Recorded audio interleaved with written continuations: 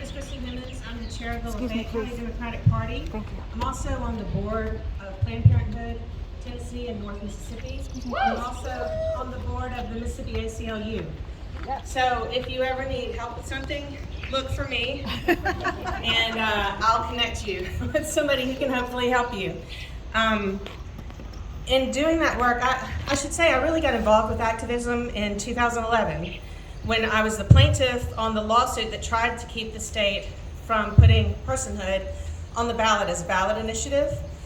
And when that failed and it became a ballot initiative, we were voting in 2011 on whether a fertilized egg should be determined to be a person. And we had 2 months when the Supreme Court ruling came down to educate the entire state about the dangers of personhood, and we did it. The personhood came to Mississippi because they were just sure that it would win here, and they'd failed in Colorado twice.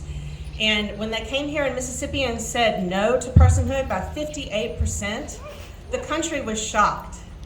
And what that proved is, I mean, even in red, rural, conservative Mississippi, we know that this is an issue that hurts families. And we know that we don't want the government telling us what women and trans people and non-binary people should do with their bodies. This morning, I was reading about a 10-year-old incest victim in Ohio who had to travel across state lines to get an abortion. And she went to Indiana, where very soon that won't be an option there either. And you may have heard a day or two ago, our Lieutenant Governor, Phil Gunn, said that it's on video that incest victims should have to bear those children. I would love to ask him if he's ever talked to a 12-year-old or a 10-year-old incest victim, because I don't know, the inhumanity and grossness of that is just hard to fathom. And yet, you know, nationally, people have been running that video of our Lieutenant Governor saying that that's what he's there for, to make sure that happens.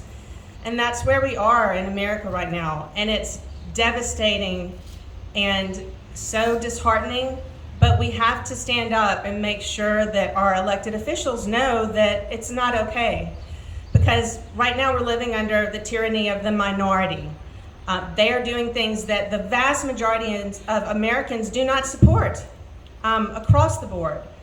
And it's gonna come back to bite them. It has to, because there are too many of us.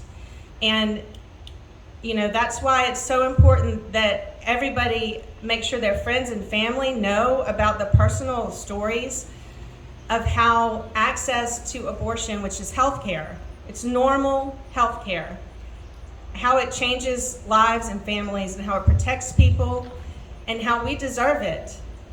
You know, there's a sign that I brought from 2011 that my husband's carrying that says women are people too. And I've been carrying that sign around since 2011. It's yellow. But you know, it's still so important, and we have to make sure that our elected officials know. We have to make sure we vote. And I know here in Mississippi we've got a Republican supermajority, and it feels like voting doesn't matter. But you know, we did it in 2011. We defeated personhood, and maybe this time the tide's going to turn. Women gotta vote. Women gotta vote. So women have to vote. White women need to make sure they vote for politicians who are going to respect their care and their bodies. Our candidate for Congress is here today. So Dianne Dodson Black, she's raising her hand right here by the sign. She's the Democratic candidate for Congress in this 1st congressional district. She's running against Trent Kelly. Make sure that everyone you know is registered to vote and goes out and votes in November. And we can make a stand for just equality for women. We deserve our bodily autonomy as much as corpses. You can't take an organ from a corpse. It's illegal. But now you can make a woman do something with her body that she doesn't want to do. And we have to stand up against it. And I should say, when I got involved in personhood, it was because I was a victim of rape. I was abducted and raped and shot twice as I escaped when I was in college. And I told that story in 2011. I was in a commercial that ran around the state. I talked about it to all the media, but I don't want to talk about that anymore because women should not have to be victims and should not have to be victimized to earn their bodily autonomy.